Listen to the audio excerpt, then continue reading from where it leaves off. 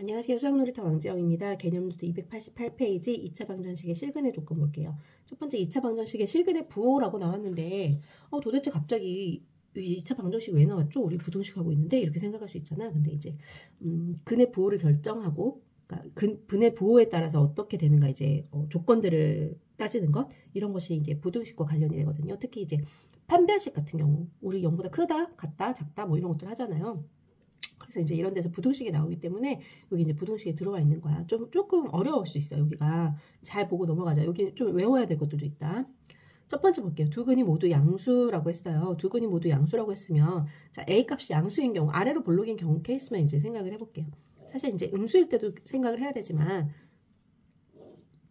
요때 양수일 때 요렇게 되는 요 케이스만 생각을 해볼게요. 두 근이 모두 양수래. 여기 근이 알파와 베타가 있고 이때는 알파와 베타가 같을 때예요. 자, 그럼 둘 다 판별식이 뭐가 돼야 되죠? 판별식 b제곱 마이너스 4ac가 0보다 크거나 같아야 되죠.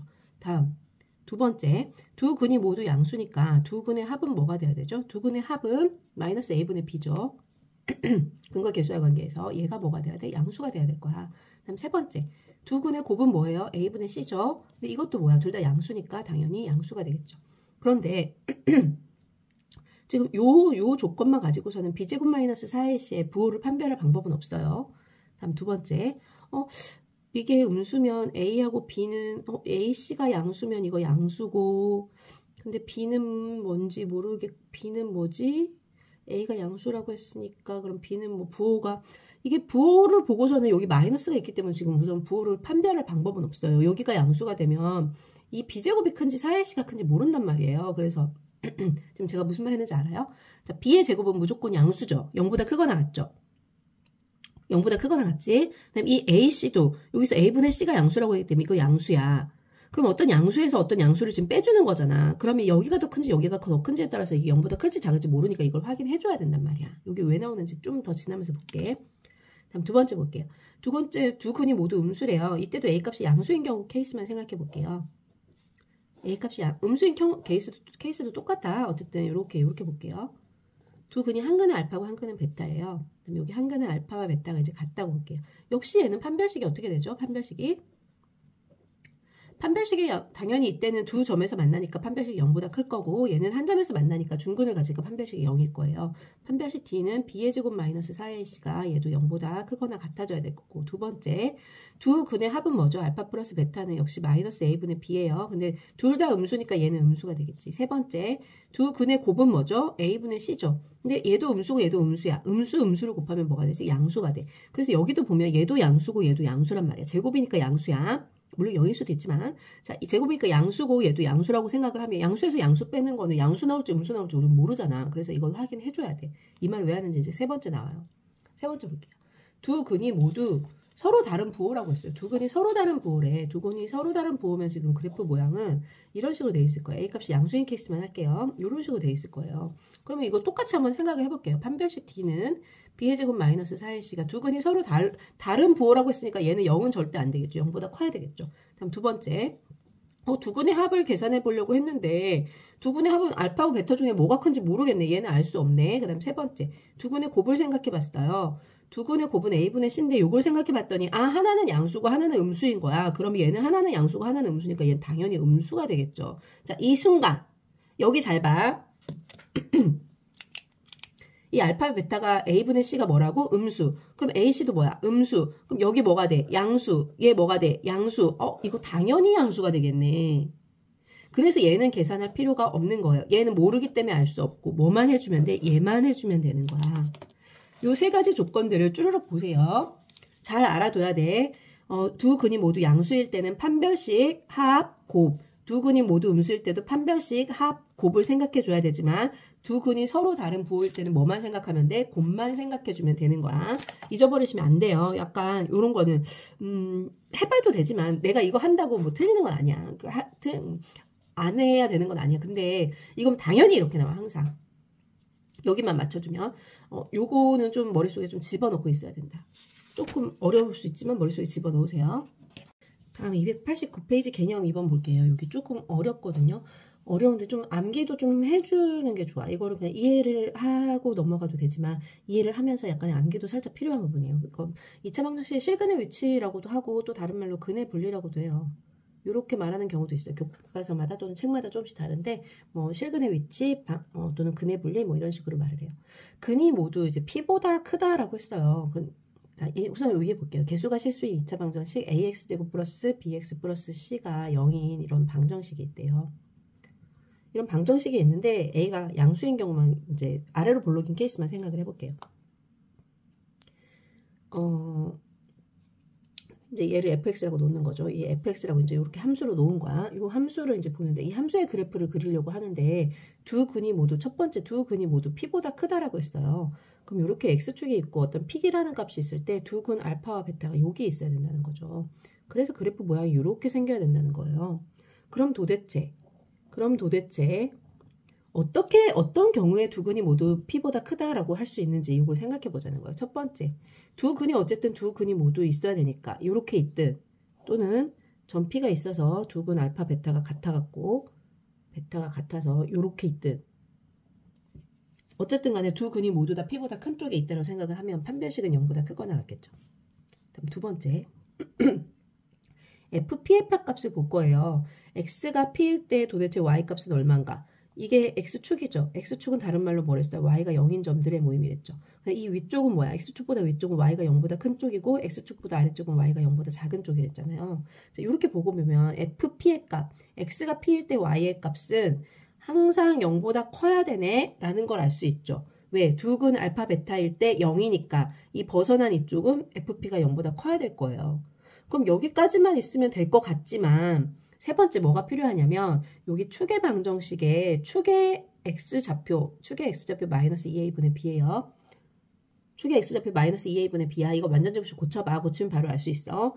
축의 x좌표인 마이너스 2a분의 b하고 p를 비교하면 마이너스 2a분의 b가 p보다 커야 돼. 이 조건이 왜 필요한지 보자. 요 두 조건만 있다고 생각을 해봐. 판별식이 0보다 크면서 fp는 양수면 두 근 알파 베타가 자 여기 이렇게 있다라고 해볼게. 근데 P가 여기 있다고 해보자. P가 여기 있다라고 하면 이때 FP의 값은 양수면서 판별식은 0보다 크거나 같으면서 그런데 P보다 작은 쪽에 있게 되네 근이 라는 걸 알 수 있죠. 그치? 그래서 이 축이 어떻게 되는지를 조사해 줘야 되는구나. 축이 항상 얘보다 더 커야 되는구나. 그래야지 두 근이 모두 P보다 커지는구나. 요게 지금 중요한 포인트예요. 요 두 개는 당연한 거야. 근데 요 축을 항상 비교를 해줘야 돼. 축을 비교를 해서 마이너스 2a분의 b가 이 축이 P보다 큰 쪽에 있어야 되는 거야. 됐어요? 축을 중심으로 두 근이 존재하죠. 축을 중심으로 두 근이 존재하기 때문에 여기 P가 있고 여기 마이너스 2a분의 b가 있는데 FP의 값은 양수면서 축보다 얘가 더 작은 쪽, 축이 더 큰 쪽에 있으면 축 사이에 당연히 근 두 개가 들어와야 되기 때문에 그래프 모양은 이렇게 될 수밖에 없어요. P보다 큰 쪽에 두 개가 있게 되는 거야. 두 근이. 무슨 말인지 알아들으셨어요? 이렇게 될 수밖에 없는 거야. 그래서 요 세 가지를 모두 다 조사해야 돼요. 같은 방법으로 음수일 때도 P보다 작을 때도 똑같아요. 두 근이 P보다 작다라고 볼게요. 역시 0인 경우는 안 그리. 자, 하나 더 그려줄게. 자, X축, Y축이 있는데 여기가 이제 P라고 할게. 여기가 P라고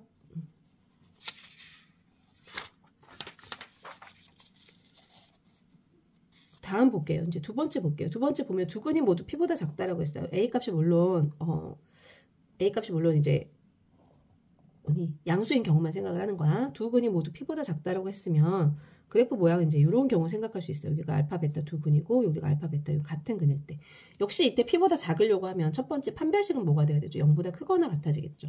그다음 두 번째 FP의 값은 역시 어떻게 되죠? FP의 값은 X축보다 위쪽에 있겠네. 이거 X가 P일 때 FP의 값, Y값은 X가 P일 때 Y값인 FP의 값은 0보다 커야 되겠죠? 그쵸? 이게 근이기 때문에 두 개 근이기 때문에 이 더 큰 쪽에 있어야 될 거야. 세 번째. 아까 이렇게 되면서 마이너스 이게 축의 x좌표라고 했잖아요. 마이너스 2a분의 b. 요 마이너스 2a분의 b가 P보다 더 큰 쪽에 있을 때는 이 P보다 더 큰 쪽에 두 근이 존재했다면 이번에는 마이너스 2A분의 B하고 P를 비교했더니 P가 더 크다. 얘가 더 작다라고 하면 두 근이 이제 더 작은 쪽으로 오게 되는 거예요. 요게 중요해. 요걸 가지고서는 두 근보다 작은 쪽에 있냐 큰 쪽에 있냐가 결정이 되는 거야. 요 두 가지는 당연한 거고 1번과 2번을 비교할 때는 요게 달라지는 거야. 축이 어디 있느냐에 따라서 P보다 작은 쪽, P보다 큰 쪽에 근들이 존재하게 되는 거예요. 그 다음 세 번째, 두 근 사이에 P가 있대요. 두 근 사이에 P가 있으면 두 근이 알파, 베타가 이렇게 있는데 P가 이 사이에 있대. 여기에 있대. 그러면 이때 FP 값은 뭐가 되죠? 이때 X가 P일 때 Y가 FP죠. 이 FP 값은 뭐가 돼? 이때 FP 값은 뭐가 돼야 돼? 얘는 FP 값은 음수가 돼야 돼요. 그런데 그러면 얘는 판별식이나 뭐 다른 축이나 이런 건 생각 안 해요? 얘 판별식은 생각할 필요가 없는 게, 자, 봐봐. 어떤 그래프가 있는데, X축이 있는데, 음수인 점이 하나가 있었어. Y값이 음수인 이런 점이 하나가 있었어. 이거 P일 때 Y값이 FP인 이런 점이야. P일 때 Y값이 FP인 이런 점인데, 이 FP가 음수인 이런 점이 하나 있었단 말이야. 그런데 A값이 양수인 그래프, 2차 함수 그래프를 그리려고 하면 네가 생각해봐. 얘를 지나가면서 A값이 양수이려고 하면 당연히 뭔지는 모르겠으나 이렇게 되거나 아니면 뭐 이쪽에서 이렇게 되거나 아니 뭐 가운데를 지나가거나 어쨌든 이런 식으로 될 수밖에 없겠지. 당연히 나머지 두 점을 지나갈 수밖에 없는 거야. 두 개의 서로 다른 근을 가질 수밖에 없어. 이렇게 되면 당연히 판별식이 0보다 커지는 거야. 무슨 말인지 알아들었어요? 음수인 점이 단 한 개라도 존재하면 우리 그래프의 모양 세 가지 있잖아요. 여기 하나, 둘, 셋. 음수인 점이 단 한 개라도 존재하면 무조건 근을 두 개 갖게 돼 있어요. 그래서 판별식은 확인할 필요가 없는 거야. 그럼 선생님 축은요? 마이너스 2A분의 B 축은요? 이거 FP일 때 음수면 축도 당연히 음수일 수밖에 없어요. 왜? 음수인 점이 하나 존재하면 양수인 두 개의 근이 존재하고, 양수인 근이 아니라 두 개의 근이 존재하고 0일 때 두 개의 근이 존재하고 그럼 축일 때는 당연히 음수로 내려올 수밖에 없는 거야. 그 다음에 이거하고 P하고는 관계가, 이거하고 P하고는 얘는 이제 마이너스 2A분의 B는 당연히 음수이면서 이 마이너스 2A분의 B하고 P는 얘가 커도 상관없고 얘가 커도 상관없고 같아도 상관없어. 전혀 아무런 문제가 될 게 없어. 어쨌든 얘가 존재하기만 하면 두 개의 서로 다른 근이 존재하게 돼요. P를 주의로 놓고. 그래서 여기서 알아봐야 될 건 요거 하나밖에 없는 거예요. 그다음 네 번째.